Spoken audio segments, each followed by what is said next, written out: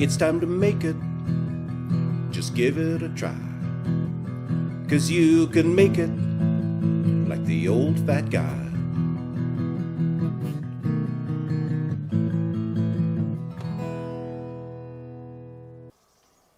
Welcome to this episode of You Can Make It with David Farrell, the old fat guy. That's me.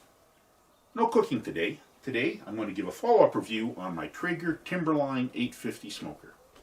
I bought it about 4 months ago, and I did a video at that time that gave you my initial impressions and listed all the features of the smoker. So I'm not going to be listing them off again. Rather, I'm just going to be giving you my impressions of the things I liked and didn't like over the 4 months I've had it.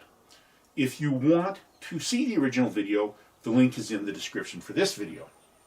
Now, I will give you two notices. First, Traeger didn't pay me a thing or give me any consideration to do this video. I bought my smoker just like everybody else. And second, it's a spoiler alert, and if you don't want to have to watch all the details of what I'm going to say and you just want to know if I like the smoker, I love this smoker. It is accurate. It is easy to use. It is built well. It does a great job on smoking, high temperatures, everything. It is a really great grill. But let's go into the stuff that gave me some problems, stuff you should know about, and the stuff I really like about the grill. Now, I've only had one major problem since I bought the grill, and that wasn't with the grill. I got a email from Traeger telling me they wanted me to upgrade my Wi-Fi connection software. And I did what they told me, and after I did it, I couldn't connect, I couldn't pair, I was just nothing. Couldn't use the Wi-Fi at all. So I gave them a call, and they advised me there'd been a problem with the upgrade, and this was a known problem that many people were having. Now, if you're a major manufacturer of a top-line product, you really don't want to be doing any upgrades or sending them out until you're sure they're bulletproof. I was a little shocked at that. But in their defense, within 2 to 3 weeks, they'd solved the problem. I'd re-uploaded an upgrade, and everything's been running fine since, and it's been just great. That's the big major problem I had. A much smaller problem, and we're talking more of an inconvenience than a problem, is that when I use their app, occasionally it makes me sign in again. About every 4th or 5th time I have to re-enter my username and password. It's a minor aggravation, but my other apps don't make me do that, just so you know. Now, the next issue I want to raise isn't really a problem, it's more something you should just know about. This smoker has a setting called Super Smoke. It generates more smoke at lower temperatures if you want that for certain dishes. And it does it by cycling the fan and the auger on and off, allowing the wood to just smolder in the off periods, which generates more smoke.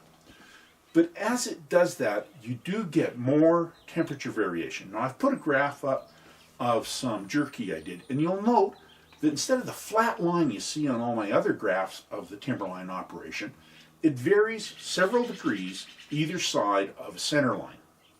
Now, the reason that isn't a problem is the amount it varies is less than most home ovens vary. It's actually still quite accurate, but it does vary, and you should be aware that if you're using the Super Smoke mode, it will vary a bit up and down. It won't be that hard flat line. But I don't think you'll have any problems with that because it's still quite accurate. The second issue you should know about, but again, I can't describe it as any kind of a problem, is cold weather smoking. The Timberline does great in cold weather. I live here in the Canadian Rockies, and it's been as cold as minus 17 degrees centigrade, and I've smoked in my Traeger with no difficulty. But what I found is it takes longer to fire up. Now, I've put up a graph here of a Cuban pork loin that I cooked in the Traeger.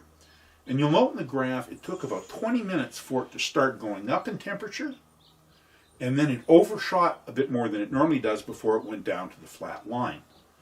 That shouldn't be surprising. If you're cooking in minus 15, minus 17, it's going to take longer to warm up, and you're most likely going to dump more pellets in it, and it is going to overshoot a bit. It's not a problem. Just allow more time for the grill to fire up, and you will get those steady lines, as you'll see in the graph, where I had steady line at 450, lowered the temperature to 350 at the end, and it held it like a trooper. So be aware, it takes longer to warm up in really cold weather. Now, the things I like about the smoker, it is way easier to use than my prior smokers. It is really just turn it on, wait for it to come to temperature. It's going to hold the temperature perfectly. You're going to be able to control it from your phone or tablet anywhere in the world with the Wi-Fi, which makes it so simple. You can really just put food in it and let it go. It just cooks. It is so accurate. It is so bulletproof. It is so well built that I feel confident doing that, where I didn't with my prior smokers. Which brings me to another issue, is that it has such steady temperature throughout the chamber. My old smokers had some quite cold spots in them and some quite hot spots. This one does too, but not to nearly the same degree. When I cook jerky and fill all the racks, I don't have jerky on the outsides over or underdone. It has a quite even temperature throughout the chamber, and that's impressive when you consider it's all burning from one fire pot. Which brings me to one of my favorite things about it is it burns less pellets. I am a cheap fat old guy, and I find that this burns almost half the amount of pellets as my prior pellet smoker. It is very thrifty on the pellets, and I credit that to the double insulation in the walls and the D2 controller that is so precise in its putting the pellets through. You don't get those up and downs, so you burn less pellets. And the best part is, if you burn less pellets, you get less ash in the smoker. And you'll note here, I'm going to put a little video up of the chamber just before I clean it. This is after over 20 hours of smoking, and you'll see that there's less than 1/8 of an inch of ash all the way through it, and hardly any in the fire pot. Because it burns less pellets, it creates less ash, and it's a cleaner smoke when you're preparing your food. I really enjoy that. Another thing I like about it is, despite its small footprint with the 3 racks it has in it, I can actually put more food in this smoker than I could in my larger one that I had before it. It will let you cook a lot of food with that 3-rack setup.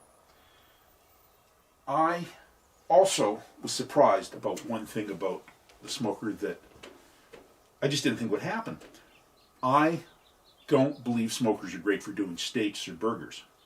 I don't think they sear it enough. But just to test it out, I did some cooks with steaks and burgers right down on the low, firing it up to high temperatures and throwing them in. Now, it doesn't give you the dark black sear, but it does give you enough of my artifact to give good flavor, and they were amongst the juiciest steaks and burgers I ever had. So, much to my surprise, this makes a really great steak or burger all by itself, no reverse sear, just fire it on. That is something I don't think I've ever been able to do with any other smoker. It has something else that I'm afraid speaks to me being a fat, old, lazy guy. It gives me reminders when it's time to empty the grease trap, when it's time to clean out the smoker, when it's time to take the ash out. Those reminders, they're very handy to a lazy old guy like me. I don't have the excuses saying, oh damn, I just forgot. So it even keeps me out of trouble. So those are the reasons that I love this smoker. In general, the inconveniences have been small, almost non-existent with the app just once in a while. I wasn't happy with the upgrade, but they took care of it. So if you're looking for a quality grill that is easy to use, that gives great results, is deadly accurate, then I can recommend the Traeger Timberline 850. I've loved the time I've had with it. So if you get this smoker, I can tell you something, you'll love cooking because you'll know that you can make it.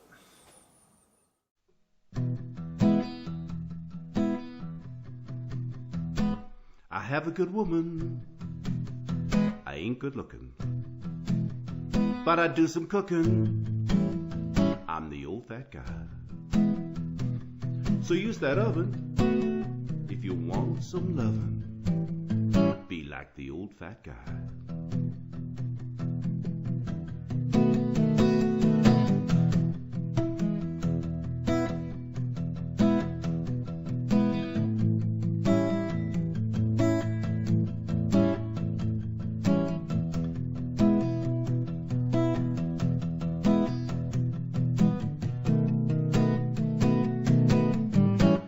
Be like the old fat guy.